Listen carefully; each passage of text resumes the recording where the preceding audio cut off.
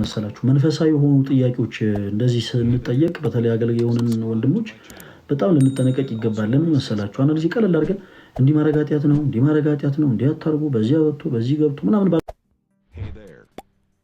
ቁጥር ለእኛ ቀለል ብሎ ለእነዛ ሰዎች ግን እንዳይከብድ በቻልነው አቅም ነገሮች ቀስ እያደረገን ማስረዳት አለብን እና በጣም የደነገጥኩት ይመስለኛል። አሁን ላይ ከአንድ ሰው ጋር ነው ያለችው ከአንድ ዘመድ ጋር ማለት ነው አክስት ይመስለኛል። እና ትላንትና እንዲህ ምላችሁ ለከንቱ ውዳሴ አይደለም። ትላንት በስልክ እያወራኋት ክርስቲያኖችን አንዳንዴ አልችልም እና እምባዬ ነው የመጣው። ምንም ነገር ሆነ አይደለም እና ትላንት ምንም ላይቭም እየገቡ አልነበረም። ትንሽ ቁጭ ብዬ ነበረ። ቴክስት አድርጋልኝ ነበር። ያው የማወራው ሰው ስለሌለ አውሪኝ ስላልከኝ ነው መልዕክት ያስቀምጥኩት ብላ ቴክስት ጽፋልኝ ነበረ እና እስኪ ስለምን አይነት ሀሳቦች ማውራት ፈልጋ ይሆን ብዬ እኔም ቀስ ብዬ ለመደወል ሞከርኩኝ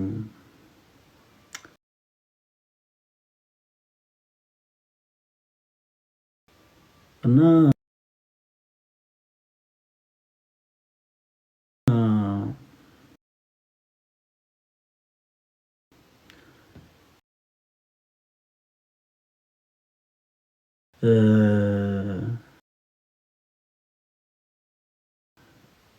እኔ አልቻልኩም። በጣም ይቅርታ ተወዳጆች፣ ትንሽ ስሜቴ ስላደረገኝ ነው እንደዚህ የምናገረው። ትንሽ ነገር ነው እና ልክ ሳወራት እንደ ማንኛውም እርጉዝ የሆኑ ሴቶች የሆነች ትንሽዬ ነገር አምሯት ግን ያንን ነገር ኦፈር ማድረግ አልቻለችም እና ብርቱካን አምሮኝ ብርቱካን ያው መግዛት አልቻልኩኝም፣ ያው እንደዚህ ስለሆነ ነው ምናምን ብላ ትንሽ እንባ ሲተናነቃት እኔ አልቻልኩኝም። ስልኩን ዘግቼ ነው ትንሽ አለ አይደለ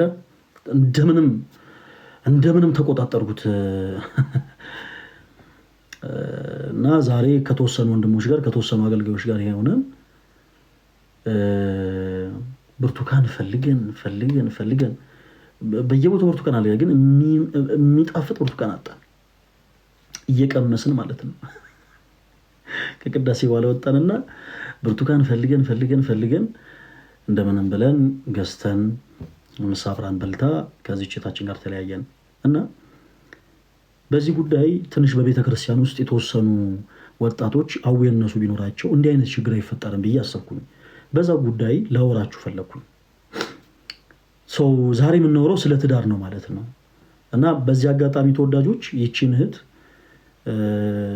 የእሷን ፈቃደኝነት ጠይቄ አንድ ቀን እንደምንም እዚህ ላይቭ ላይ እንድትገኝ እና እናንተም እንድታግዟ ትፈልጋለሁ። እኔ ከልቤ እጅግ በጣም ነው ልቤ ደግሞ ምንም ቢሆን መልካም ስራ ለክፉ ቀን ስንቅ ነው። ሲቀጥል ደግሞ እንዲህ አይነት ነገሮች በጣም ከባዶች ናቸው፣ በጣም ሴንሲቲቭ ናቸው እና እህታችንን እግዚአብሔር አምላክ ያበርታልን። በጣም ብቻዋን ነች፣ በጣም ትንሽ ልጅ ነች። ሰፖርት የሚያረጋት የሚረዳት አይዞሽ የሚላት ሰው የለም። ድንገት ብትታመም የሚያሳክማት ሰው የለም። በጣም ከባድ ነው ያለችበት ሁኔታ እና አንድ ቀን እንደምንም ብለን እቺን እህታችንን እንረዳታለን። ጌታ መንፈስ ቅዱስ ይርዳል። እንዲህ አይነት ስህተቶች ግን ሳይፈጠሩ ዛሬ ከእናንተ ጋር ስለ ትዳር አንዳንድ ሀሳቦችን እናውራ ፈለግን። ክርስቲያኖቶች ወንድሞች፣ ለየትኛውም አይነት በሽታ ቤተክርስቲያን የፈውስ ቦታ ነች። ለየትኛውም አይነት በሽታ፣ ለየትኛውም አይነት ደዌ፣ ለየትኛውም አይነት ችግር ቤተክርስቲያን የእረፍት ቦታ ነች። ቤተክርስቲያን የሕክምና ቦታ ነች። የግድ እናንተ ሳይካትሪስት ጋር መሄድ አይጠበቅባችሁ። ምክንያቱም በእጃችን የያዝነው ወንጌል ለሁሉ ነገር መፍትሄ የሆነ ስለሆነ። ተወዳጆች፣ እስቲ ስለ ትዳር አንዳንድ ነገሮችን እናንሳ። በቅድስት ቤተክርስቲያናችን ጥንዶች ሲጋቡ ሁልጊዜም በሰርግ ዕለት ማለት ነው ጥንዶች ሲጋቡ በቅድስት ቤተክርስቲያናችን የሚነበብ ወንጌል አለ። እሱን ወንጌል አንብበን እንጀምር። አንዳንድ ሀሳቦችን እናንሳ እና በነገራችን ላይ ገስት እቀበላለሁ። እሺ፣ በዚህ ጉዳይ ገብታችሁ ማውራት የምትፈልጉ የተለያዩ ሀሳቦችን ማንሳት የምትፈልጉት ወንድሞች ካላችሁ በኋላ ላይ ብዙ ስለማልቆይ በኋላ ላይ ገስት እቀበላለሁ። ይሄንን የመጽሐፍ ቅዱስ ክፍል እናንሳ። እሺ፣ የማቴዎስ ወንጌል ምዕራፍ 19 ከቁጥር 3 ሁልጊዜ በቅዱስ ቤተክርስቲያናችን ጥንዶች በስርዓተ ተክሊል በስርዓተ ቁርባን ሲጋቡ ሁልጊዜም የሚነበበው የመጽሐፍ ቅዱስ ክፍል ይሄ ነው። የማቴዎስ ወንጌል ምዕራፍ 19 ከቁጥር 3 ፈሪሳውያንም ወደ እርሱ ቀረቡና ሲፈትኑት ሰው በሆነው ምክንያት ሁሉ ሚስቱን ሊፈታ ተፈቅዶለታልን አሉት። እርሱ ግን መልሶ እንዲህ አለ፣ ፈጣሪ በመጀመሪያ ወንድና ሴት አደረጋቸው አለም። ስለዚህ ሰው አባትና እናቱን ይተዋል፣ ከሚስቱም ጋር ይተባበራል፣ ሁለቱም አንድ ስጋ ይሆናሉ የሚለውን ቃል አላነበባችሁምን? ስለዚህ አንድ ስጋ ናቸው እንጂ ወደፊት ሁለት አይደሉም። እግዚአብሔር ያጣመረውን እንግዲህ ሰው አይለየው። እነርሱም እንኪያስ ሙሴ የፍቿን ጽሕፈት ሰጥተው እንዲፈቷት ስለምን አዘዘ አሉት። እርሱ ሙሴስ ስለ ልባችሁ ጥንካሬ ሚስቶቻችሁን ትፈቱ ዘንድ ፈቀደላችሁ፣ ከጥንት ግን እንዲህ አልነበረም። እኔ ግን እላችኋለሁ ያለ ዝሙት ምክንያት ሚስቱን ፈቶ ሌሊቱን የሚያገባ ሁሉ ያመነዝራል፣ የተፈታችሁንም የሚያገባ ያመነዝራል አላቸው። ደቀ መዛሙርቱም የባልና የሚስት ስርዓት እንዲህ ከሆነ መጋባት አይጠቅምም አሉት። እርሱ ግን ይህ ነገር ለተሰጣቸው ነው እንጂ ለሁሉ አይደለም። በእናት ማህፀን ጃንደረቦች ሆነው የተወለዱ አሉ፣ ሰውም የሰለባቸው ጃንደረቦች አሉ። ስለ መንግሥተ ሰማያት ራሳቸውን የሰለቡ ጃንደረቦች አሉ።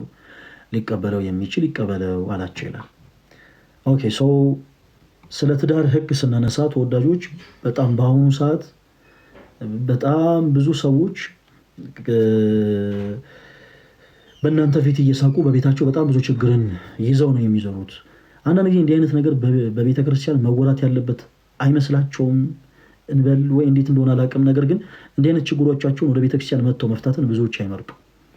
ንስሐ አባት እያላቸው በንስሐ ሕይወት ተመላልሰው የካህናት አገልግሎትን አግኝተው ልጆቻቸውን ሀብተውልና ስመ ክርስትና እንዲያገኙ አድርገው በአንዲት ቤተክርስቲያን ውስጥ በተዳራቸው መሃል ግን ሁልጊዜ ችግሮች ሲፈጠሩ ሰዎች መፍትሄን ለማግኘት ወደ ቅዱስ ቤተክርስቲያን አይራመዱም። ትዳር ክርስቶስ የመሰረተው የተቀደሰ ሕይወት ነው። ወንጌል በሕይወት ከሚሰበክባቸው መንገዶች ውስጥ አንዱ ትዳር ነው። ትዳር ደግሞ የሚጀምረው በእጮኝነት ሕይወት ነው። በእጮኝነት ሕይወት ማለት ሰዎች የትዳር አጋር ሊሆን የሚችለውን ሰው አንዲት እህት ለምሳሌ የትዳር አጋር ሊሆን ይችላል የምትለውን ሰው በሕይወቷ አውቃው ተገባብታው የምትኖርበት ጊዜ እጮኝነት ጊዜ ይባላል። በተመሳሳይ አንድም ሰው አንዲትን ሴት ለትዳር አስቧት፣ ለምን አስቧት? ለትዳር አስቧት የተወሰነ ጊዜ አብሯት አውቋት ተገባብቷት የሚኖርበት ጊዜ እጮኝነት ጊዜ ይባላል። ሰው ትልቁ እያንዳንዱ ክርስቲያን የሆኑ ወጣት ወንድሞቻችን መስራት ያለባቸው የእጮኝነት ጊዜያቸው ላይ ነው። የእጮኝነት ጊዜ ማለት ደግሞ እጩ ማለት ያው እንደምታውቁት መመረጥ ማለት የተመረጠ። ለምን የተመረጠ? ለትዳር ሕይወት የተመረጠ ሰው ነው። በእጮኝነት ሕይወት ላይ አንዲት ሴት ልታገባ ያሰበችውን ወንድ በመንፈሳዊ በስጋዊ አንግል ትቀርጸዋለች። በተመሳሳይ አንድም ወንድ ደግሞ ሊያገባት ያሰባትን ሴት በመንፈሳዊም ይሁን በስጋዊ አንግል ይቀርጻታል፣ ሼፕ ያስይዛታል ማለት ነው። እና አንዳንድ ጊዜ በእጮኝነት ሕይወት ላይ ክርስቲያኖች ወንድሞች እባካችሁ በመጀመሪያ ደረጃ ትልቁ በሕይወታችሁ ችግር እንዲፈጠር ትልቁ ምክንያቶች እናንተ ናችሁ። ምክንያቱም እንደማታገቡት እርግጠኛ የሆናችሁ በተለይ በዚህ ዘመን በጣም ከባድ ነው። እንደምታውቁት በዘመነ ሰማዕታት ሰማዕትነት ማለት ለክርስቶስ ደምን በማፍሰስ አጥንትን በመከስከስ ስጋን በመቁረስ ነው። በዚህ ዘመን ትልቁ ፈተና በነገራችን ላይ የኑፋቄ ፈተና ሳይሆን የመሲስን ፈተና ነው። እናም ክርስቲያን የሆንን እህቶች ወንድሞች በዚህ ዘመን ራሳችንን አቅበን ከስጋዊ ፈቃድ ከዝሙት ራሳችንን አግልለን ለክርስቶስ ኢየሱስ ተገዝተን የምንኖር ከሆነ የዚህ ዘመን ሰማዕታት ነን። ምክንያቱም ቅድም እንዳልኳችሁ ወንጌል በሕይወት ከሚሰበክባቸው መንገዶች ውስጥ አንዱ ምንድነው ብያችኋለሁ? ትዳር ነው። እና የትዳር ሕይወትን ደግሞ ሰዎች በሕይወት የክርስቶስን ቃል በሕይወት እየኖሩ እየሰበኩ የሚኖርበት ሕይወት ነው። እናም በእጮኝነት ሕይወት ላይ ሰዎች በጣም ሊጠነቀቁ ይገባል። እህቴ እንደማታገቢው እርግጠኛ የሆንሽውን ሰው በቃ ዝም ብሎ ናፍቀሽኛል ስላለሽ ብቻ ናፍቀኸኛል እያልሻት መልሽለት። ፕሊስ እባካችሁን እድሜያችሁንም አትግደሉ፣ የዛንም ሰው ጊዜ አታባክኑ። በተመሳሳይ ወንድሜ አንተም እንደማታገባት ሕሊና እየነገረ በቃ እያወቅከው ጀስት ዝም ብለህ ያልተሰማህን ፊሊንግ እንደተሰማ አድርገህ አትናገር። የእጮኝነት ጊዜ ላይ በጣም ልትጠነቀቁ ይገባል። በቃ ጎበዝ የሆናችሁ ክርስቲያኖች ወንድሞች ምን ማለት ነው? ስንዴውን ከእንክርዳድ የምትለዩበት ጊዜ ነው ማለት ነው። ሰርክላችሁ የምታጠቡበት ጊዜ ነው። ያ ካልሆነ ግን መኖ ልንገራችሁ፣ ወይ በእጮኝነት ጊዜ መጨረሻው አካባቢ ላይ ወይም ደግሞ በትዳር ሕይወት ላይ ችግር ይፈጠራል። ያ ነገር እንዳይፈጠር የእጮኝነት ጊዜ ላይ ያስፈልጋል። በእጮኝነት ሕይወት ላይ ሰዎች ይቀራረጻሉ ብያችኋል። ለምሳሌ ወንድሜ አንተ እጮኛ አድርገህ ያስካተን ሴት በቻልከው አቅም በደንብ ልትቀርጻት ይገባል። ከመንፈስ አንግል ሊሆን ይችላል፣ ከስጋዊ አንግል ሊሆን ይችላል። ለምሳሌ እጮኛ ሆነች ሴት ስራን የማትሰራ ከሆነ ወይም ደግሞ ትምህርትን የማትማረም ከሆነ መልካም የሆኑ ነገሮችን በአጠቃላይ አንተን ሼፕ ልታደርግ የሚገባው ወደፊት ትዳር ሲኖራችሁ ሁሉም ነገር የጋራ ስለሆነ ወጪውም፣ ትርፉም፣ ኪሳራውም፣ ጥቅሙ ሁሉም ነገር የጋራ ስለሆነ ገና ከሆኑ ሼፕ ልታረጋት የሚገባው ስራ እየሰራች አይደለም፣ ስለዚህ ስራ መስራት አለባት። ስራ መስራት አለባት ብለህ ብቻ ሀሳብ መስጠት ሳይሆን አሁን ላይ ስራ የላትም ስራ እንድትሰራ ምን ላደርግ ብለህ ደግሞ እሷን ማገዝ አለብህ ነው ባጭሩ። ትምህርትን መማር ካለባት ትምህርት እንድትማር ሀሳብ መስጠት አለብህ፣ እንድትማር መጣር አለብህ እና ደግሞ ሌሎችም ወዘተረፈ። በተመሳሳይ በመንፈሳዊ ህይወትም ደግሞ እጮኛ አድርገህ ያስካት ሴት በመንፈሳዊ ህይወት ደካማ ከሆነች አንተ ያወቅከውን እውነት እንድታቂ ማድረግ ክርስቲያን ግዴታ አለብህ። በተመሳሳይ እህቴ አንቺም ልክ እንደዛው። በጣም በሚገርም ሁኔታ እኔ አሁን ላይ አንዳንድ ጊዜ ራሳችሁ ትልቁን ጥፋት ታጠፉና ማለት ሰርክላችሁን ታሰፉና ማንም እየመጣ በህይወታችሁ ተጫውቶ ከሄደ በኋላ ተበደልኩኝ የሚል ድምፅን ብዙዎቻችሁ ታሰማላችሁ። እና የጮኝነት ህይወት ላይ ጥንቃቄ ይደረግ። አንድ እሱ ሲቀጥል በትዳር ህይወት በዚህ ያነበብነው የማቴዎስ ወንጌል ምዕራፍ 19 ከቁጥር 3 ጀምሮ እንዳነበብነው ተወዳጆች በትዳር ህይወት ላይ ባልና ሚስት አንድ ናቸው ማለት የሚስት ስጋ የባል ነው፣ የባልም ስጋ ደግሞ የሚስት ነው። ስለዚህ በሁሉም ነገር ልትግባቡ ይገባል። ይሄ ዘመን ያመጣው ወርድ አለ ትቀናለች ምናምን አንቺ ሜረሽ በየቦታው ይቀናል ምናምን ፕሊስ እባካችሁን መብቷ ነው ወንድሜ። በትዳር ህይወት ላይ የኖራችሁ ከሆነ ለምሳሌ እገሌ የሚባል ሰው አይቀፍህ ደስ አላለኝም ካለች መብቷ ነው። የቤተክርስቲያናችን ሊቅ ቅዱስ ዮሐንስ አፈወርቅ የባል ስጋ የሚስትም ስጋ ነው፣ የሚስትም ስጋ ደግሞ የባል ስጋ ነው ይላል። ስለዚህ ያንተ ስጋ ያንተ ብቻ ሳይሆን የእሷም ጭምር ነው። ካገባት በኋላ በትዳር ህይወት ከተዋሃዳችሁ በኋላ ያንተ የለበስከው ስጋ ያንተ ብቻ ሳይሆን የእሷም ጭምር ነው። በትዳር ህይወት አንድ ሆናችኋል። በክርስቶስ ኢየሱስ ቅዱስ ስጋና ክቡር ደም ታተማችኋል። በቅዱስ ስጋና በክቡር ደሙ አንድነትን ፈጽማችኋል ማለት ነው። ያ የለበስከው ያንተ ስጋ ከዛ በኋላ ያንተ ብቻ አይደለም የእሷም ጭምር ነው። በተመሳሳይ እሷም የለበሰችው ስጋ ደግሞ አንቺም እህቴ የለበሽው ስጋ ያንቺ ብቻ ሳይሆን የባለቤትሽም ጭምር ነው።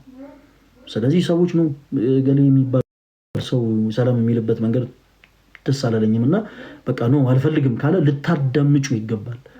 ያንን ሀሳቡ ልትቀበዩ ይገባል። ይሄ ዘመን አመጣሽ የሆነ ነገር ፕሊስ አታደርጉ። ሌላ ደግሞ ማንሳት እንፈልገው ነገር ምንድነው? ገመና ሸፋኞች ነው። በጣም በዚህ ዘመን የሚያስጠላው ትልቁ ነገር በተለይ ጓደኛ የሆናችሁ እህቶች፣ ወንድሞች በዙሪያቸው ያሉ በትዳር ህይወት የተጣመሩ ሰዎች መጥተው የትዳራቸውን ገመና ሲነግሯቸው ገስጿቸው። ወንድም አንተ ያገባ ሴት ሁሉ ነገር ነች። መሰረተ ቤተክርስቲያን ጥንዶች እጆቻቸውን ወንጌል ላይ አድርገው ነው በነገራችን ላይ ቃለ መሃላ የሚፈጽሙት። እኔ ገብረ ሕይወት ወለተ ማርያምን የህግ ሚስት ሆነ ይዘን ወድጄ ፈቅጄ ተቀብያታለሁ። ስለዚህም በህመሟና በሐዘኗ ጊዜ በድካሟና በችግሯ ጊዜ ከእርሷ ላልለይ ካጠገቧ ላሉ በኦርቶዶክስ ቤት ጉባኤ ፊት ቃሌን በመሐላ እሰጣለሁ ብላ ነው የምትምለው። አንቺን በተመሳሳይ ልክ እንደዚያው ነው የምትምለው። ስለዚህ በጣም እንዲህ አይነት በጣም ጥንቃቄ ያስፈልጋል። በጣም ትዳር ማለት ቅድም እንዳልኳችሁ ወንጌል በህይወት የሚሰበክበት ህይወት ነው። አንድ ናችሁ። ገመና ሚስት ምንም አይነት ድክመት ይኖርባት ሮጠ ሄደ ለቤተሰቦች ፕሊስ አተማ። በጣም ይሄ ዝርክርክነት ነው። በነገራችን ላይ ክርስትናንም አለማወቅ። ሚስት ችግር ካለባት በርህን ዝጋና ቁጭ አድርገህ ንገራት ካስከበ። አንተ ቅር ያለህንም ነገር ችግር የሆነባትንም ነገር እያንዳንዱን ነገር ንገራት። ሚስት ነች፣ ባለቤት ነች። በተመሳሳይ አንቺም የባለቤትሽን ገመና ወጥተሽ ለዘመዶችሽ፣ ለቤተሰቦችሽ፣ ለሌሎችም ሰዎች ፕሊዝ ዝም አይነገርም። ይህንን ሚስጥር ቤተክርስቲያናችን እንዴት አድርጋ ታስተምራለች መሰላችሁ? ቤተክርስቲያን ውስጥ ምዕመናን የሚቆሙበት ቦታ አለ። በተመሳሳይ ደግሞ ካህናት የሚቆሙበት ቦታ አለ። ካህናት የሚቆሙበት ቦታ ላይ ምዕመናን እንደማይቆሙ ሁሉ በተመሳሳይ በባልና ሚስት መኝታ ቤት ውስጥ ከባልና ሚስት በስተቀር ማንም ሰው መቆም አይችልም። ምን ማለት ነው? ወደ እነሱ ህይወት ማንም ሰው መግባት አይችልም። ልክ ካህናትና ዲያቆናት በሚቆሙበት መቅደስ ውስጥ ምዕመናን የሆኑ ሰዎች ዘብ ብሎ መግባት እንደማይችሉ ሁሉ በተመሳሳይ በባልና ሚስት ጉዳይ ላይ ማንም ሰው ዝም ብሎ ዘው ተብሎ አይገባም። ያንን ማድረግ የለባችሁም። በተለይ በትዳር ህይወት ላይ ያላችሁ እህቶች ነው የፈለገ ይሁን በቤታችሁ ምንም አይነት ችግር ቢፈጠር በሮቻችሁን ዘግታችሁ ነው ልትወሩ የሚገባው እንጂ በፍጹም ቤታችሁን ገመና በአደባባይ ፕሊስ አታውጡት እባካችሁ። ሲቀጥል ግን በትዳር ህይወት ውስጥ ሰዎች በጣም በጣም ዊርድ በሆነ መልኩ በጣም ጥቃቅን በሆነ ነገር ፍቺን ይፈጽማሉ እና ይሄ በቤተ ክርስቲያን እንዴት ተደርጎ ይታያል ሲባል ፍጹም ስህተት ነው። ማንም ሰው ትዳሩን ያለ ዝሙት ምክንያት መፍታት አይችልም። በዚህ ቅድም ባነበብነው የመጽሐፍ ቅዱስ ክፍል ጌታችን መድኃኒታችን ኢየሱስ ክርስቶስ ያለ ዝሙት ምክንያት ሚስቱን የፈታ ሚስቱን አመንዝራ አድርጓታል ነው የሚለው። የተፈታችሁንም ደግሞ ያገባ እርሱ ራሱ አመንዝራ ነው ይላል። ስለዚህ በትዳር ህይወት ላይ ሰዎች ያለ ዝሙት ምክንያት ምንም አይነት ችግር ቢፈጠር ትዳራቸው መፍታት የለባቸውም። ትዳር ተቋም ነው። ወንጌል በህይወት የሚሰበክበት አንዱ ህይወት ነው እና ክርስቶስ የመሰረተውን ይህን ደግሞ ምክንያት ቀዳሚ ህግ ነች በነገራችን ላይ ትዳር። ስለዚህ ይህንን ህግ ደግሞ ማንም ሰው ያለ ዝሙት ምክንያት ሊያፈርሰው አይገባም። እግዚአብሔር አምላክ በእጮኝነት ላይ ያላችሁ እህት ወንድሞቻችንን የእጮኝነት ህይወታችሁን ይባርክላችሁ። ትዳር ያላችሁ እህት ወንድሞቻችንን እግዚአብሔር አምላክ ትዳራችሁን የአብርሃምና የሳራን የይስሐቅና የረብቃን ትዳር እንደባረከ እናንተንም ትዳር ይባርክላችሁ። በዚህ ሰዓት ሁላችሁም ስፔሻሊ እጮኛ የሆናችሁ ወንድሞች እባካችሁ ልክ በህይወታችሁ የሆነች ትንሽ ፈተና ስታጋጥማችሁ በጣም በጣም በጣም መስራት የሌለባችሁን ስጥ እባካችሁን አትስሩ ፕሊስ እባካችሁን። በጣም ብዙ መልእክቶች ናቸው አሁን እኛ እየደረሱን ያሉትና እባካችሁን ጥንቃቄ ያስፈልጓልና ጥንቃቄ አድርጉበት ለማለት ያክል ነው። ከዚህ ጉዳይ ጋር ተያይዞ ሀሳብ ማንሳት ለምትፈልጉ ሰዎች ብቻ ምናልባት ለአንድ 3-4 ሰዎች እድል ልስጥና ከዛ በኋላ ሀሳባችንን እንጠቀልላለን። በዚህ ጉዳይ ማውራት የምትፈልጉ ሰዎች ካላችሁ አንዳንድ ቁጥር ጻፉልኝ። ለ3 ወይ ለ4 ሰዎች ብቻ እድል እሰጣለሁ። እሺ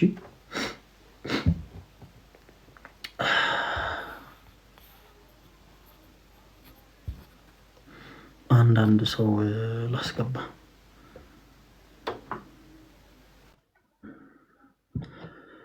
እንግዲህ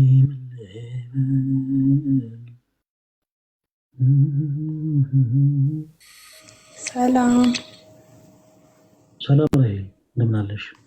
እንዴት ነህ ፈለገ? እግዚአብሔር ይመስገን። ያው እኔ የምናገረው ነገር ያው ሰውም ስለሚማርበት አንዳንድ ነገሮች ልበል ብዬ ነው። በጣም አመሰግናለሁ ስላስገባኸኝ። ይቅርታ ጥያቄ ምናምን ብቻ ነው የሚችለው።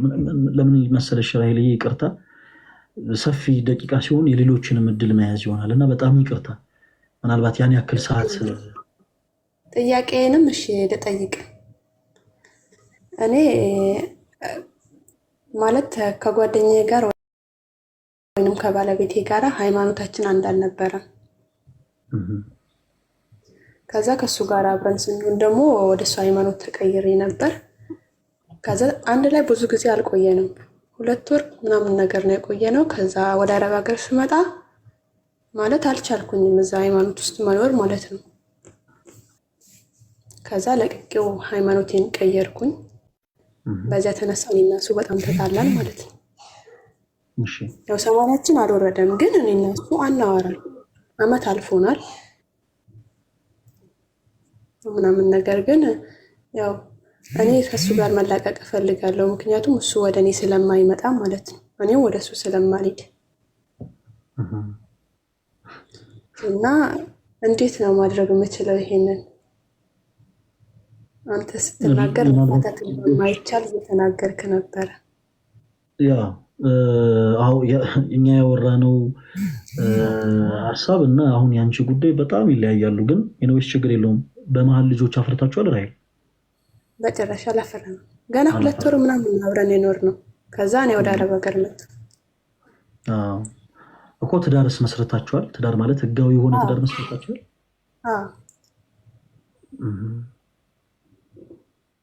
ኦኬ። እንዲህ አይነቱን ጉዳይ ምን አለ መሰለሽ ራይል፣ ምንም ግልጽ ነው ማለት 100% ያንቺ ስህተትና ጥፋት ነው። በመጀመሪያ ደረጃ በእምነት የማይመስልን ሰው ወደ ትዳር ህይወት ማስገባት በጣም ትልቅ ስህተት ነው። ቅድም እንዳልኩሽ በጣም ትልቅ ስህተት። ከምን አንጻር ነው እንደዚህ ያልኩሽ? ወንጌል በህይወት ከሚሰበክባቸው ነገሮች ውስጥ አንዱ ትዳር ነው እና ይሄንን ህይወት ደግሞ ባመኑ ሰዎች ነው እንጂ ሊሰበክ የሚችለው ባላመኑ ሰዎች አይደለም። ሰው ትልቁን ስህተት የሰራሽ የዛን ሰዓት ነው። እንዲህ አይነቱን ጉዳይ ግን ይበልጥ ለመፍታት የንስሐ አባትሽን ብታማክሪ መልካም ነው። የንስሐ አባት ከሌለሽም ካህናት ጋር ብትወሪበት መልካም ነው። አሰረ ክህነት ያላቸው ማለት ነው። እና እነሱ ይሁን ያሉትን ነገር ከዛ በኋላ ማለት ትችላለሽ። አሁን ኦልሬዲ ህጋዊ ያደርገሽዋል ትዳሩ። ስለዚህ ህጋዊ ነው። አሰረ ክህነት ያላቸውን አባቶች ታናግሪና ከዛ በኋላ መሆን ያለበትን ጉዳይ ከነሱ ጋር ብትወሪ መልካም ነው። እኔ አሁን ባለን መንፈሳዊ የስልጣን እርከን እንዲያደርጊ ብዬ ማወጅ አልችልም። ስለዚህ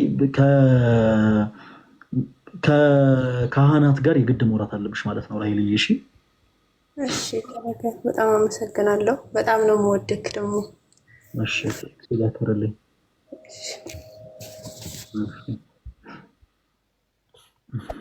Hey there. Subscribe to my channel and also press this bell icon. እንግዲህ ምን ልበል Hey there. Subscribe to my channel and also press this bell icon. ሰላም ዳግም Hey there. ሰላም እንደምናለሽ? እግዚአብሔር ይመስገን። እንዴት Also አመሻችሁ? press this bell icon. እግዚአብሔር ይመስገን። ማለበል ስምሽን? ንጋት Hey there.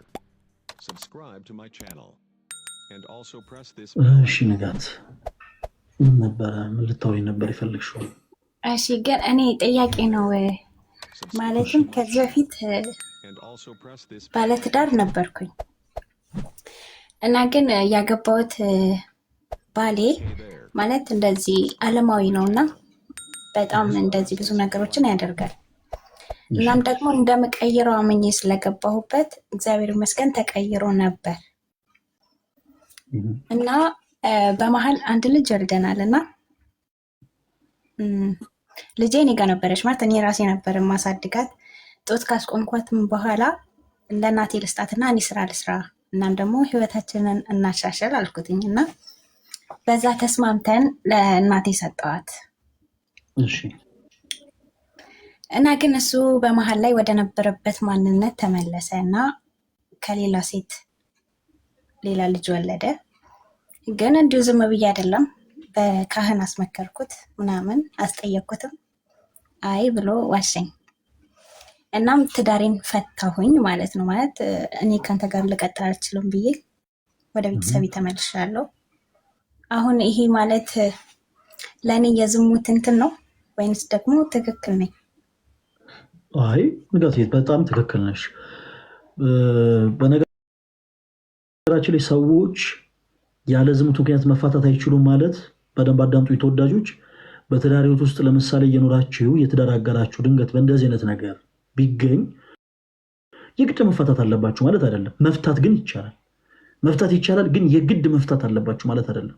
ያንን ሰው አይ በቃ ግድ የለም እኔ ይቅርታ አደርግለታለሁ እና አንድ እድል ሰጥቼው ከእንደገና እንግዲህ ምናልባት ህይወት ለመቀጠል እንሞክራለን ብላችሁ ካሰባችሁ ያንን እድል መስጠት ትችላላችሁ። መፋታት ግን የሚቻለው በዚህ ሪዝም ብቻ ነው። ሰው በትዳር ህይወት ውስጥ ነበርሽ፣ ያ ሰው ወደ መንፈስ ህይወት እንዲቀርብ ሞክረሻል፣ አንድ ልጅ አፍርታችኋል እና ማፍረታችሁ ደግሞ ከአንቺ ውጭ ሄዶ ከትዳሩ ውጭ ከተከበረው ትዳር ውጭ እርቆ ሌላ ልጅን አፍርቷል።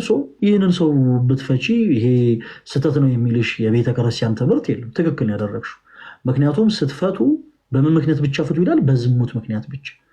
የአንቺ የትዳር አጋርሽ በአንቺ ላይ ዘሙቷል፣ ትዳር ፈተሻል። ይሄ ምንም አይነት ችግር የለውም እህታችን።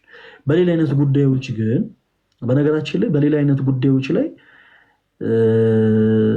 ለምሳሌ በጭቅጭቅ በትንንሽ ነገሮች ትዳርን የሚፈቱ ሰዎች አሉ እና የከበረን ትዳር ሰዎች እንዳያቀሉት ነው ይሄ ቃል የተቀመጠው። የከበረውን ነገር በጣም የከበረውን ህይወት ይህንን ህይወት ሰዎች ዝም ብለው እንደፈለጉ ወጣ ገባ እያሉ እንዳያቀሉት ነው ይህ ስርዓት የተቀመጠው። ለምሳሌ ቅድም እንዳልሽው የመንፈሳዊ ድክመት ችግር ነበረበት። ያንቺ የትዳር አጋርሽ የመንፈስ ህይወት ችግር ነበረበት። ያንን ችግር ስላለበት እፈተዋለሁ አላልሽም። ይሲ ምንድን ያደረግሽው? አስተማርሽው፣ ሞከርሽ፣ ጣርሽ። አንቺ ያወቅሽውን እንዲያውቅ፣ አንቺ የቀመሽውን እውነት እንዲቀምስ ሞከርሽ። ከዛ በኋላ ግን ድንገት በትዳራችሁ መሀል የሰው ካመነዘረ ከዘሞተ መፍታት ትችያለሽ። ያም ሀሳብ ነው የተቀመጠው ታችን ንጋት እና ያደረግሽው ትክክል ነው። እሺ ግን አሁን ላይ ማለት ነው ወንድሜ አሁን ላይ በስደት ነው ያለሁት። ግን የሆነ ሰዓት ላይ ቤት ደውሎ እናቴ ጋር ማለት ነው እና ይቅርታ ልጠይቃት እፈልጋለሁኝ እና አብሬያት ተመልሼ ከእሷ ጋር ልሆን እፈልጋለሁ የሚልም ጥያቄ እንትን ሲል ቁጥሩን አላውቀውም፣ ሁሉ ነገሩን አጥፍቻለሁ እና ቁጥሩን ተቀብዬ ላወራው እንትን አልኩኝ እና ሳወራው በቃ የበደልኩሽ ጥፋቴ ሁሉ ገብቶኛል እና ይቅር ብለሽኝ አንድ እድል ሰተሽኝ ድጋሚ ከኔ ጋር እንድትሆኝ ሲለኝ ድጋሚ ወደኋላ መመለስ አልፈልግም፣ ግን እኔ ላይ የበደል ከሆነ እኔ ላይ ያጠፋኸውን ጥፋት በሌላ ሴት ሳትደግም ህይወት ጀምር ብዬ መለስኩለት እና እሱ ግን ቃል ገብቻለሁ እና ከአንቺ ውጭ ሌላ ሴት አላገባም አለኝ። አሁን ንጋት አሁን እንዲህ አይነቱ ጉዳይ ከእኛ ጋር አብረን የምንኖረው ነገር አይደለም። ቅድም እንዳልኩሽ ይሄ ውሳኔው ያንቺ ነው። ይሄንን ሰው ከእንደገና ወደ ህይወትሽ ማስገባት አለማስገባት ያንቺ ፍላጎት ያንቺ ውሳኔ ነው የሚሆነው። ቅድም ግን ያደረኩት ነገር ትክክል ነው ወይስ አይደለም ለሚለው አዎ ትክክል ነሽ። ከዚህ በኋላ ላለውስ እሱ የእናንተ ነው። ለምሳሌ አንዳንድ ጊዜ ሰዎች ወደ ህይወታችሁ ሲመለሱ በነገራችን ላይ ከልባቸው ብቻ ተጸጽተው ላይሆን ይችላል። ምክንያቱም አንዳንድ ጊዜ በጣም ከባድ ነው እንዲህ ስሜት የተኮኖ ሆይ ሆይ ሆይ ተብሎ የሚገባበት ነገር ሁሉ ጊዜ በጣም ጥንቃቄ ያስፈልገዋል። የልባቸውን በደንብ ያላደረሱ በደንብ መበቀል የሚፈልጉ ሰዎች ተጸጽቻለሁ ይቅር በሉኝ እያሉ ወደ እናንተ ህይወት ከእንደገና ሊመለሱ ይችላሉ። ስለዚህ በቻላችሁት አቅም ጥንቃቄ ያስፈልጋል። ሲጀመር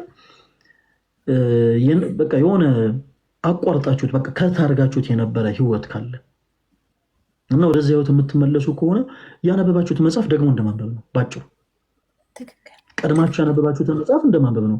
ምን ማለት ነው? መጨረሻው ተመሳሳይ ነው ማለት ነው። መጨረሻው ተመሳሳይ ነው። ሁልጊዜ እንደዛ ነው የሚሆነው። በጣም ሰው አይጸጸትም ወይ እንደዛ የሚሉ ሰዎች አሉ። ሰው ይመለስ የለ ወይ ሰው ይጸጸት የለ ወይ ኖ። ጅማሩ ሁልጊዜ ልክ እንደዛ ነው። ትኩስ ነው። ሁልጊዜ ጅማሩ ትኩስ ነው። ኢንዲንጉን ግን ተመሳሳይ ነው። ስለዚህ በመጀመሪያ ነገሮችን ከት ለማድረግ ነገሮችን ለመቁረጥ አትሞክሩ። በመጀመሪያ የሆነ 10 ጊዜ ለካ 1 ጊዜ ቁረጥ እንደሚባል ሁሉ በመጀመሪያ የሆነ ትዕግስት ያስፈልጋል። ከዛ ግን ታግሳችሁ የቆረጣችሁትን ነገር በትዳር ህይወት ላይ ብቻ አይደለም፣ በነገር በብዙ አይነት ጉዳይ ላይ የቆረጣችሁትን ነገር ከዛ ከእንደገና እንደ አዲስ ልጀምሮ ማለት አንብባችሁት የነበረው መጽሐፍ ደግሞ እንደማንበብ ነው። መጨረሻው ተመሳሳይ ነው የሚሆነው። ጥንቃቄ ይፈልጋል። እሺ አመሰግናለሁ። እሺ ንጋቴ፣ ክርስቲያኖቶች ወንድሞች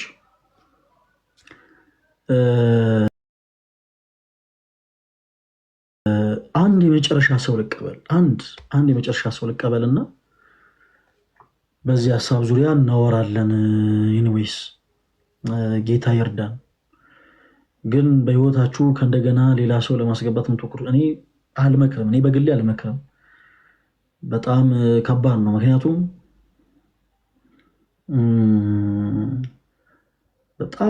በጣም ከባድ ነው። አይዶን ነው። እንግዲህ እናንተ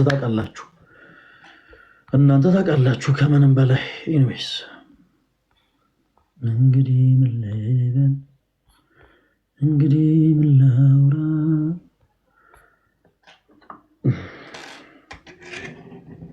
ጂሰስ። እሺ መልካም።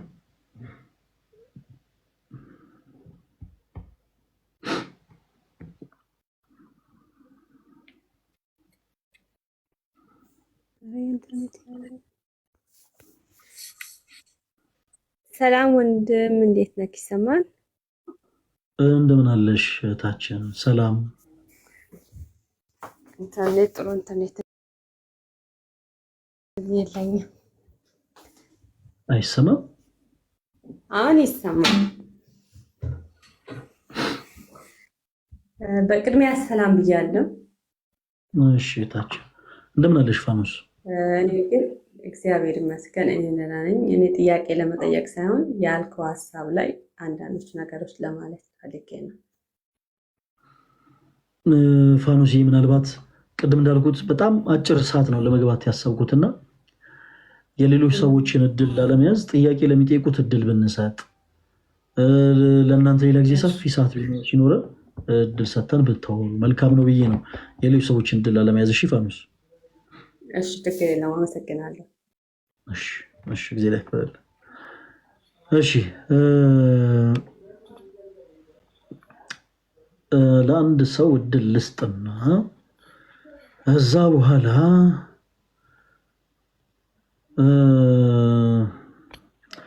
እንግዲህ ፎይም ከፍቷል አይደል ጋይስ?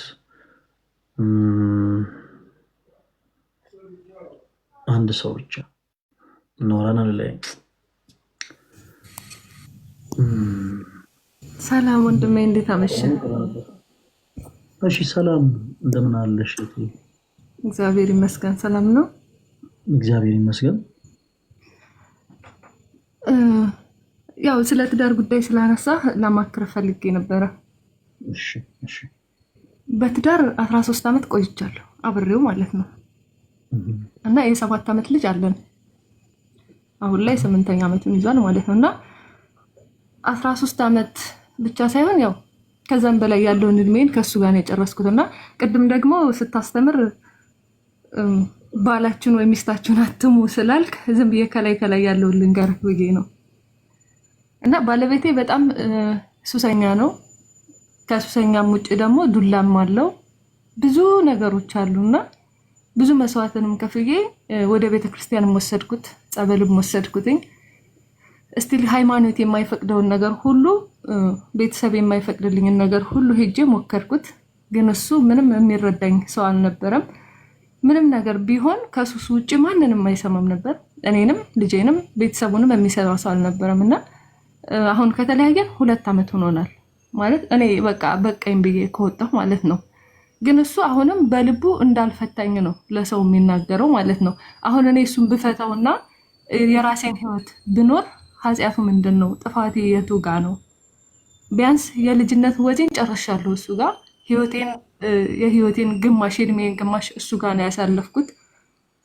ለሱ ብዬ የማይጠበቅ እግዚአብሔር የማይፈቅደውን ሃይማኖት የማይፈቅድልኝን ቦታ ወርጄ ገንዘብ ለማግኘት ጎዳና ላይ ሁሉ ወጥቼ ብዙ መከራዎችን አሳልፌያለሁ ከሱ ጋር ማለት ነው። ማለት እዚህ ሚዲያ ላይ የማይነገሩ ነገሮችን ሁሉ ነው ያሳለፍኩት። እና መጨረሻው ግን ምንድነው? እኔን አካሌን መጉደል፣ ጥርሴን ማርገፍ፣ እጄ በሱ ምክንያት ሰባራ ነው። አሁን እጄ አይሰራም፣ ግን ያለሁት ሰው ሀገር ነው። እና እስቲል አሁን ራሱ ማለት ነው እስቲል አሁን እየደወለ የሚያስጠላ ስድብ፣ ከባል የማይጠበቅ ስድብ፣ ቆሻሻ ስድቦችን ነው የሚሰድበኝ። ስልክ ስራ ላይ ሁኜ ልጄ ደግሞ ያለው እሱ እናት ጋር ነውና ልጄ ምን ሆኖ ነው ብዬ ደንግጬ ስደውልለት የሚያስጠላ ለቃሉ በጣም ይቅርታ ወንድሜ፣ ሻርሙጣ፣ ቆሻሻ የሚባል ስድብ ነው የሚሰድበኝ። እና ይሄን ሁሉ ችዬም በፊትም እዚህ አረብ ሀገር ሰርቼ 4 ዓመት ሙሉ ሰርቼ 1 ብር ሳይኖረኝ ህይወት ይኖረናል ትዳር ይኖረናል ብዬ እያንዳንዱን ገንዘብ በአካውንቱ አስገብቼለት ኢትዮጵያ ስደርስ ግን ከኤርፖርት እንኳን እኔ ነኝ ታክሲ ከፍዬ ቤት ሄድ ነው ማለት ነው። እና ኮንዶሚኒየም የቆጠብኩትን ኮንዶሚኒየም አውጥቼ ነው በዓልን ያከበርኩት ከሱ ጋር ሆኜ ማለት ነው። እና ይሁን እሺ ይሄም ደግሞ ያልፋል ብዬ እንዳድስ እንደገና ደግሞ ከመሬት ተነስቼ ከፍ ስል ደግሞ ማሳ ሁሉ እንደወንድ ገብቼ ማሳ ሁሉ ገብቼ ህይወቴን በቃ ካውሬ ጋር ጫካ ውስጥ ገብቼ ሁሉ ለፍቼ አሁን ላይ ግን እሱ ለኔ ያለው ምላሽ ምንም አይነት በቃ ይሁን 5 ሳንቲም ክብር የማይሰጠኝ ማለት ነው። እስቲል አሁን ስልክ ሳላነሳለስ ጋር ከህንድ ጋርና ከባንጋሊ ጋር እያወራሽ ነው ስልኬን ማታነሽው አንቺ ቆሻሻ፣ አንቺ እንደዚህ በቃ ስድቦቹ የሚያስጠሉ ስድቦች ማለት ነው። እና እናቱ እንድፈቷ አትፈልግም። እናቱ በጣም መልካም ሴት ናት። ልጄን ይዛ አሁን በዚህ ኑሮ ውድነት ልጄን ይዛ የኔን እጅ እየጠበቀች ስራ ለማግኘት በ60 ምናምን ዓመቷ ስራ ለማግኘት ደላላ ጋር እየሮጠች ያለች እናት አለችው። እና እናቱን በጣም ነው መወዳት፣ በጣም ነው ማከብራት። እሱ ግን ያ ምንም አይታየው ማለት አሁንም ስቲል የኔን እጅ ነው የሚጠብቀው። የኔን ገንዘብ ነው እየተቀበለ ያለው፣ የኔን ገንዘብ ነው እየበላ ያለው። እና በዚህኛው በኩል ደግሞ ቤተሰቤን አጥቻለሁ።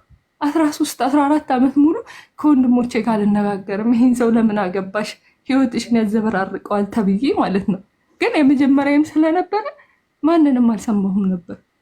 ግን ይሄንን መከራ ከፈለችልኝ ብሎ እሱ ምንም አይነት ክብር እየሰጠኝ አይደለም፣ ከመርገጥ ከማንኳሸሽ ውጭ ማለት ነው። እስቲል ስንጣላ ፌስታልን ይዞ ነበር ከቤት የሚያስወጣኝ ማለት ነው። እና ይሄውም ሆኖ ደግሞ ተመልሼ ወደ እሱ ነው የሄድኩት። ምክንያቱም እዛ ጋር ቤተሰቤ ጋር ተቋርጧል፣ ግንኙነቴ ተቋርጧል፣ ከእናቴ ከአባቴ ከቤተሰቦቼ ጋር ተቋርጧል ግንኙነቴ።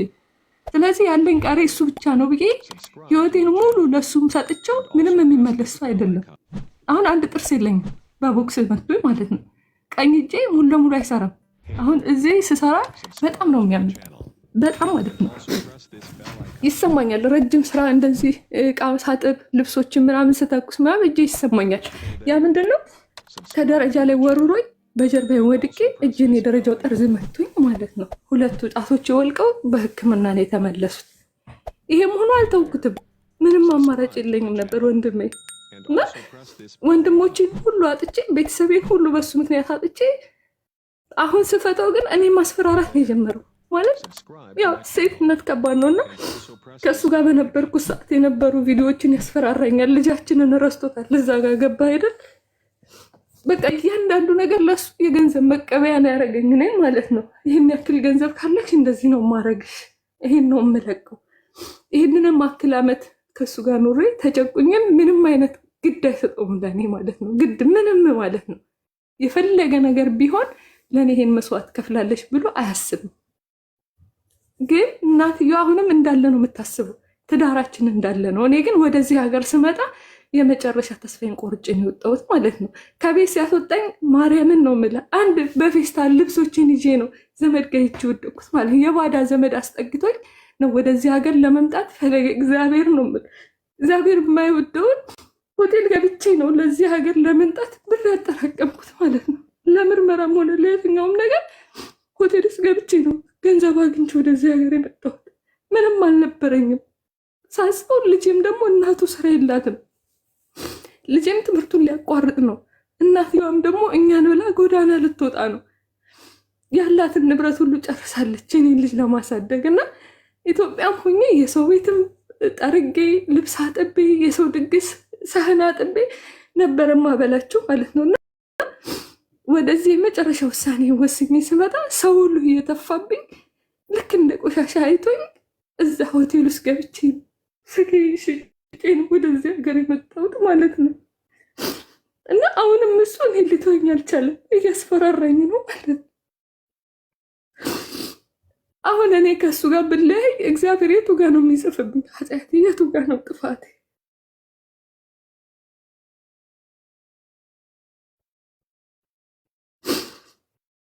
አንዳንዴ ተስፋ ቆርጬ ራሴንም ለማጥፋት እሞክራለሁ። ግን ደግሞ ልጅ አለኝ፣ ግን ደግሞ አይነ ስውር አባት አለኝ፣ ከኔ ብዙ የሚጠብቅ አባት አለኝ፣ ደካማ አባት አለኝ፣ እናት አለኝ። ስለዚህ እነሱን ለማን ጥዬ ብዬ የልጅ መከራ ላሸክማቸውም ምንና ደግሞ መልሼ እጠነክራለሁ። ግን አሁንም ሊተወኝ አልቻለም። እንዴት አድርጌ ነው መተው የምችለው?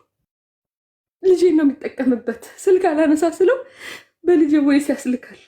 እማ ናፍቀሽኛል አትደውይልኝ፣ መልክሽ ሁሉ ሊጠፋብኝ ነው እያለ ልጄ ደግሞ ሆዴን ያባባዋል። ስለዚህ ለዛ ስል ደግሞ እደውላለሁ።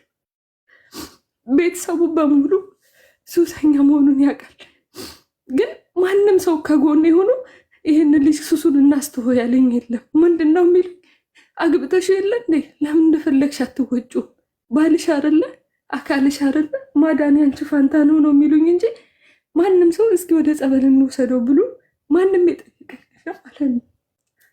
እና መስዋዕት የከፈለችው እናቱ ናት ከኔ ጋር ማለት ነው።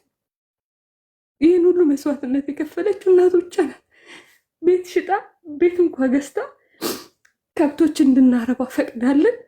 ከብቶች ስናረባ ሌሊት 10 ሰዓት ተነስቼ ከሱሉልታ ወተት ተሸክሜ አዲስ አበባ ሽጬ ስመጣ እቤት ተኝቶ አገኘዋለሁ እና የት ቆይተሽ ነው ይለኛል።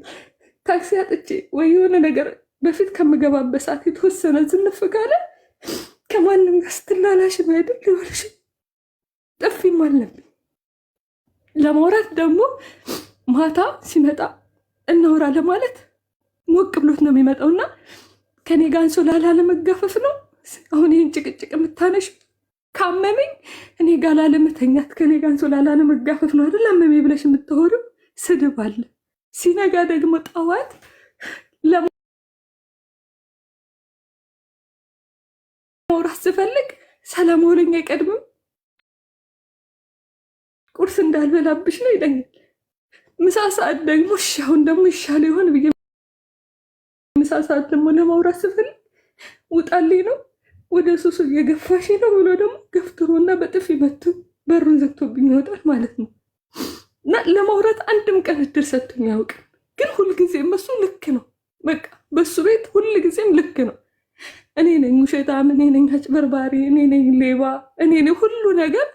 ለሱ ስል የማልፈልገውን ነገር ህይወት ሁሉ ገብቼ አይቼዋለሁ። ግን አሁን ላይ ለሱ ስል ማለት አልነበረብኝም። ራሴ ነኝ ለራሴ ራስ ወዳዱኝ እሱን ላለማጣት ብዬ ነበር።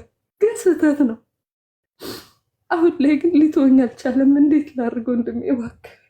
ምንም ስራ መስራት አልቻልኩም። እዚህ ራሱ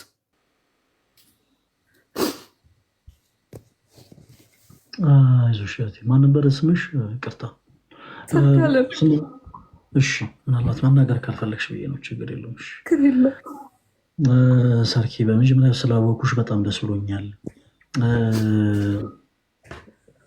ክርስቲያኖቶች ወንድሞች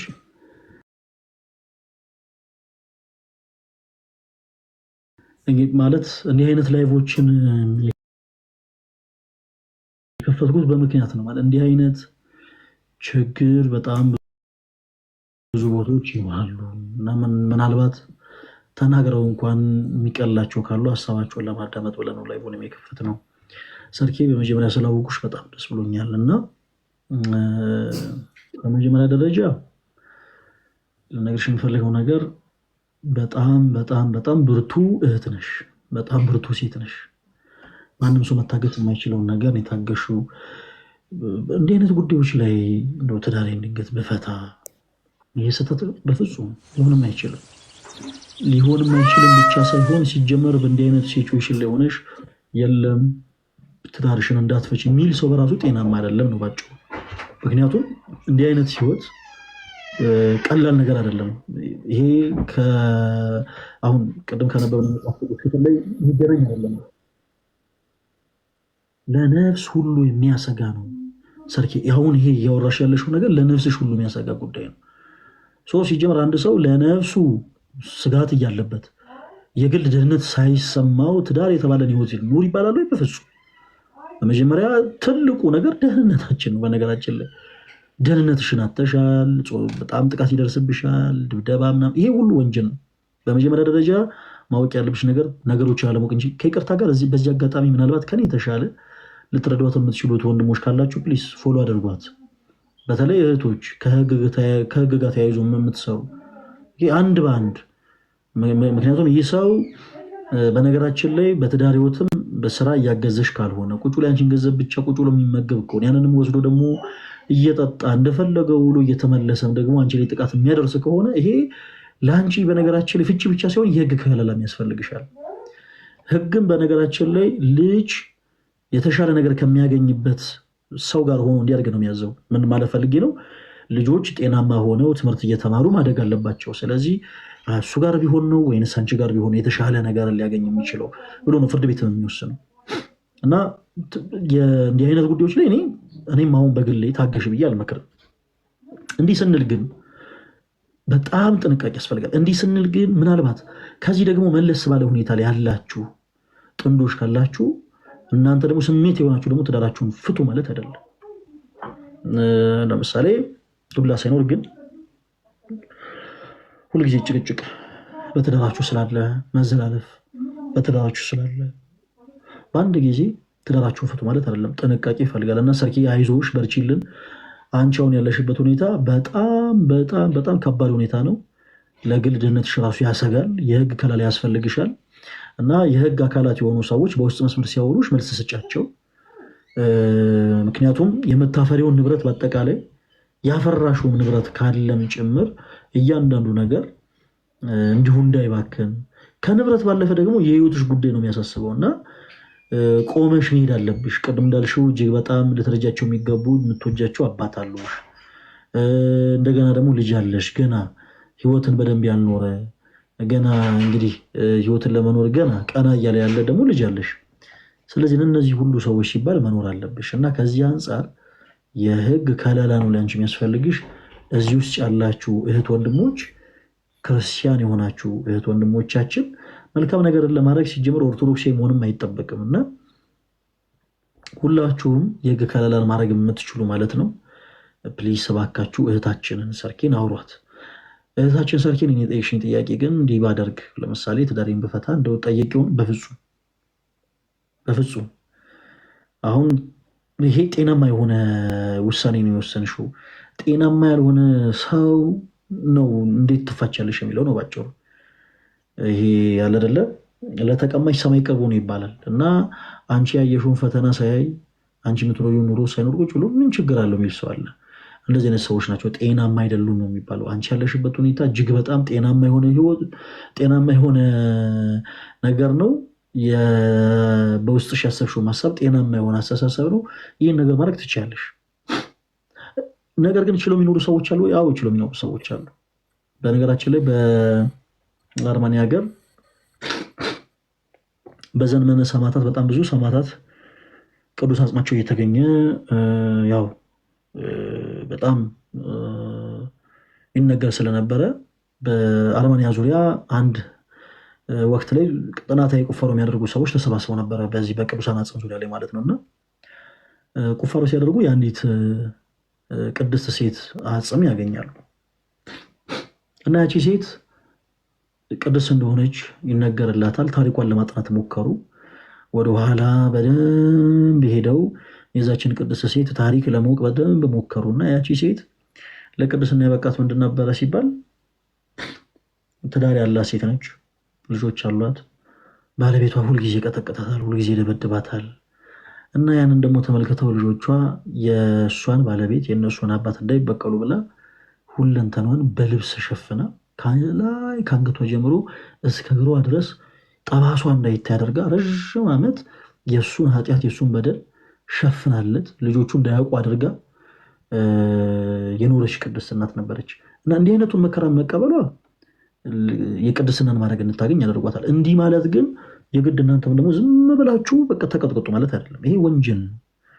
ስለዚህ እህታችን በቻልሽው አቅም ወደ ህግ አካል መቅረብ አለብሽ። እርግጠኛ ነኝ በዚህ ሰዓት ምናልባት ላይፍ ሳልዘጋ በፊት ኮሜንቱን ልክፈተውና ምናልባት የት አካባቢ ነው ትኖሪ ሰርኪ? አሁን ያለሽው ስራ የምትሰሪው የት ነው? አረብ ሀገር ነው እኮ። የት ሀገር? ባህሬን። በቃ ስለዚህ ባህሬን ያላችሁ እህት ወንድሞች ካውንስሊንግ በህግ ዙሪያ እያንዳንዱን ነገር ልታማክሯት የምትችሉ ካላችሁ ደግሞ ኢትዮጵያ ውስጥ በውስጥ መስመር ፎሎ አድርጓት።